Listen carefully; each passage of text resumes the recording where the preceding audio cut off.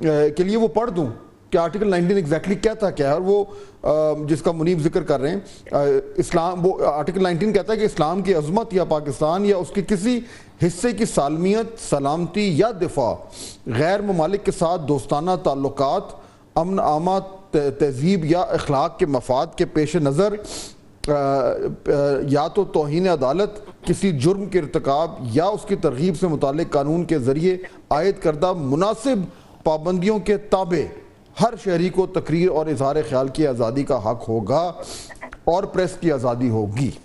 سو یہ انگریزی میں اس کو جو منیر نے ذکر کیا ریزنبل ریسٹرکشن، یہ لفظ استعمال کیا ہے۔ ماریا، اس کا ذکر کرنے کی کیا ضرورت تھی اس وقت آپ کے خیال میں؟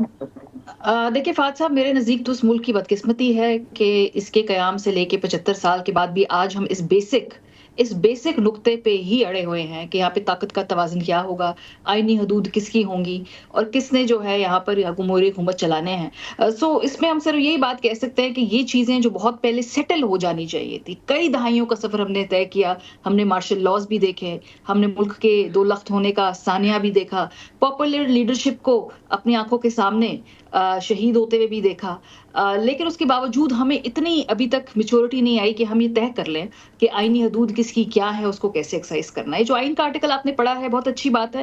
آئین تو ویسے پاکستان میں ہم دیکھ رہے ہیں 2 سال سے کوئی اس کو لفٹ کرا نہیں رہا ہے، لیکن چلے اگر اس کے بالکل ہم الفاظ کے اوپر بھی غور کریں تو یہ کون انٹرپریٹ کرے گا؟ اتنا ویگنس ہے اسلام کی عظمت۔ Please jute it down for me کہ اسلام کی عظمت کے اندر نیچے ایکشنیبل سٹیپس کون سی باتیں آتی ہیں، کون سی نہیں آتی۔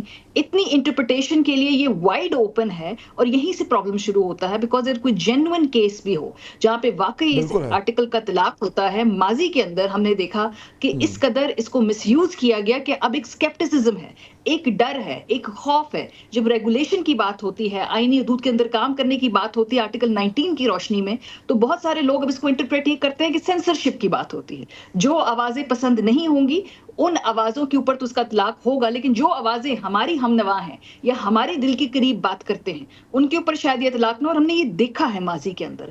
سب سے پہلے تو یہاں پہ کلوجر چاہیے۔ لیکن ماریا، پھر مسئلہ یہ ہے کہ آرٹیکل 19 میں تو یہ اتنی فلیکسیبلٹی ہے، ایشو تو یہ ہے نا کہ وہ تو اس میں جب تشریح کرتے ہیں اس میں ریزنبل ریسٹرکشن کا جب لفظ آتا ہے تو پھر اگر کوئی اس کو استعمال کرنا چاہے غلط طریقے سے تو کر سکتے ہوں۔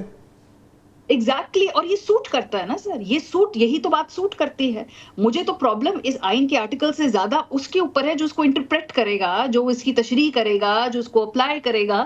تبھی میں کہہ رہی ہوں کہ آج 75 سال بعد بھی جب ہم اس بیسک سوال کے اوپر، بیسک سٹیٹمنٹ کے اوپر جو ہے بحث کرتے ہیں، تو مجھے بطور پاکستانی افسوس ہوتا ہے۔ اور ماریا، میں یہاں پہ جی ماریا، یہاں پہ یہ بہت اہم آپ نے بات کی ہے۔ میں یہاں پہ میں اس آئین سے ریلیٹڈ ہی بات کرنا چاہ رہی ہوں کہ اگر ہم نہیں بھی کسی کے بیان پہ جاتے کہ کسی سربراہ نے کیا بات کی ہے، لیکن اگر ہم ریزنیبل ریسٹرکشنز کی بات کرتے ہیں تو پچھلے کچھ عرصے میں ریزنیبل ریسٹرکشنز بھی جو لگائی گئی ہیں، کیا ان سے بیشتر ہم میں سے لوگ ایگری کرتے تھے؟ کیا ہم ان ریسٹرکشنز کی لمٹس کو ڈیفائن کر سکیں؟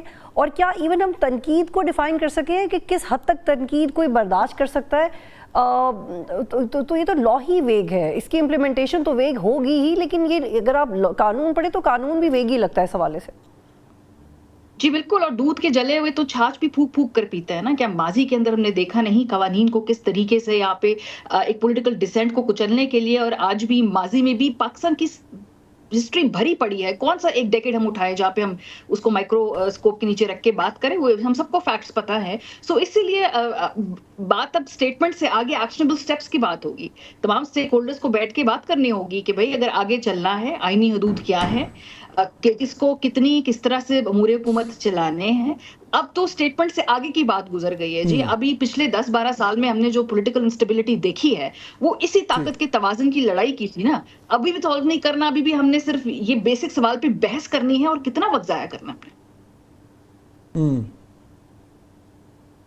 اور یہ بحث جو ہے یہ چلتی رہے گی، کیونکہ جیسے ویسے جو ہے وہ ہمارے یہاں سیاسی جو اتار چڑھاؤ ہے وہ آگے بڑھتا ہے اور لوگوں کو سوٹ کرتا ہے کہ اس کو کیسے تشریح کرنی ہے اور کس کے اوپر کس طرح کا دباؤ ڈالنا ہے، کتنا دباؤ ڈالنا ہے، تو اس کے لیے آپ کو پاس قانون کا جو سہارا ہے وہ مل جاتا ہے۔ لیکن بالکل we are almost out of time.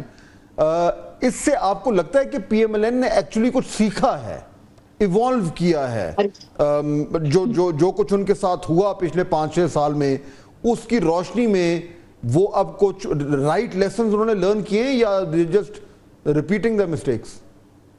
ہرگز نہیں. آپ ان کی اپوائنٹمنٹس دیکھ لیجئے. اسحاق ڈار صاحب کو نائب وزیر اعظم بنانا مطلب کہ اگر کوئی کسی ان کے انٹرنل آڈٹس یہ بتاتے ہیں کہ جو نیا ووٹر ہے یا جو نیا لینڈسکیپ ہے پالیٹکس کا پاکستان میں, اس کے اندر لوگوں کے پاس اتنی سی بھی پیشنس ہے کہ وہ کسی کے بیٹے, کسی کی بیٹی, کسی کے سمدھی, کسی کے رشتہ دار کو ان پرومیننٹ پوزیشنز پہ دیکھنا چاہتے ہیں, تو وہ غلط ہے. سو آپ نے اپنی جماعت کو 90s سے ری انوینٹ نہیں کیا. اتنی زیادہ آپ نے ٹربولنٹ وقت گزارنے کے بعد جب واپس آئے تو آپ کو نائب وزیر اعظم کے لیے اسحاق ڈار صاحب ہی ملے. میں یہ بھی بتا دوں کہ جس وقت مشکل وقت میں پارٹی گزر رہی تھی, آپ کو معلوم ہے کہ اوورسیز پاکستانی ونگ کا ہیڈ کون تھا؟ اسحاق ڈار صاحب. وہاں پہ آپ دیکھ لیجئے کہ کتنی پاپولیرٹی ہے پی ایم ایل این کی. نوجوانوں کے ونگ کا سربراہ کون تھا؟ آپ لوگوں کے لیے شاکنگ ہوگا, مجھے نہیں پتا, میں نے چیک نہیں کیا, اس کے بعد تبدیل تو نہیں ہو گئے, کیپٹن صفدر صاحب. نوجوانوں کے اندر پی ایم ایل این کی آپ یہ دیکھ لیجئے. سو جب تک کہ آپ ری انوینٹ نہیں کریں گے, غلطیوں سے نہیں سیکھیں گے اور ایسے ہی کرتے رہیں گے, تو پھر مختلف ریزلٹس تو نہیں آ سکتے نا.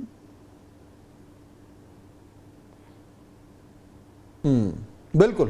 اور یہی وہ پرابلم ہے جو ہمیں بھی نظر آ رہا ہے کہ اس طریقے سے جو ہے وہ معاملات جو ہے وہ بہت حد تک یہ جو ڈائنامکس ہیں یہی تو ریفلیکٹ کر رہے ہیں. بطول, میں اور آپ بھی بات کر رہے تھے, آپ کو یاد ہوگا کہ اسحاق ڈار صاحب کے حوالے سے, اور ماریہ بھی جو بات کر رہی ہیں وہ مور اور لیس وہی ریفلیکٹ کر رہی ہے کہ نون لیگ کو ریئلی اپنے آپ کو تھوڑا سا ایک سول سرچنگ کرنی پڑے گی کہ بار بار وہی غلطیاں کیوں کر رہے ہیں. بطول بالکل, یہ جو ماریہ نے یہ جو مثال دی ہے کیپٹن صفدر والی کہ ان نوجوانوں کے ان کو ڈیجیٹل ایج کی طرف لانے کے لیے اور نوجوانوں کی سیاست میں انوالومنٹ کے لیے پنجاب میں ایکٹیو کرنے کے لیے کیپٹن صفدر صاحب کو چنا گیا, تو اسی سے آپ اندازہ لگا سکتے ہیں کہ, اور اب تک وہی ہیں فرینکلی, اور اسی سے آپ اندازہ لگا سکتے ہیں کہ کتنی سمجھ ہے نون لیگ کو کہ انہوں نے سسٹم میں آگے جا کے پنپنا کیسے. سو دس از ویری ڈسکریجنگ.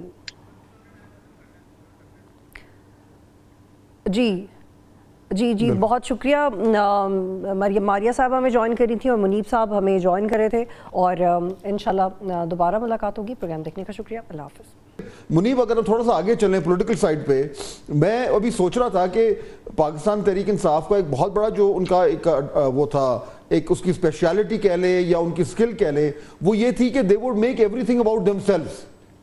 ہر چیز ان کے گرد گھومتی تھی. وہ عمران خان صاحب سب سے زیادہ خبر خود جنریٹ کرتے تھے. ان کی جماعت کے جو بیانات آتے تھے, بیانیہ تھا, ہر چیز ان کے گرد گھومتی تھی. یہ بڑا ان کا ایک بڑا اسٹرانگ جو ہے وہ ایک ایڈوانٹیج تھی. اب کیا ہو رہا ہے کہ اب نون لیگ نے چیزوں کو اپنے گرد گھمانا شروع کر دیا ہے جب سے خان صاحب جیل میں. اچھا اور برا, اور موسٹلی برا ہی ہو رہا ہے. کبھی رانا ثناء اللہ صاحب جو ہیں وہ نیوز جنریٹر بن جاتے ہیں, کبھی جاوید لطیف صاحب نیوز جنریٹر بن جاتے ہیں, اور وہ میں اور آپ اور ماریہ ہر وقت انہی کے پیچھے دوڑ رہے ہوتے ہیں. So in a way, in a very toasted way, Noon League بھی سینٹر پہ ٹینشن بنتی جا رہی ہے. اب تازہ یہ ہے کہ میاں نواز شریف کی واپسی ہو رہی ہے منیب, اور ان کے ووٹ کو عزت دو کے واپسی کے بیانیے کی واپسی ہو رہی ہے, اور جاوید لطیف صاحب کی واپسی ہو رہی ہے, اور جو پریزیڈنٹ گورنمنٹ ہے شہباز شریف صاحب کی وہ انڈرمائن ہو رہی ہے. تو یہ ایک نیا اب ایک نیا ٹرینڈ ہمیں دیکھنے کو مل رہا ہے منیب.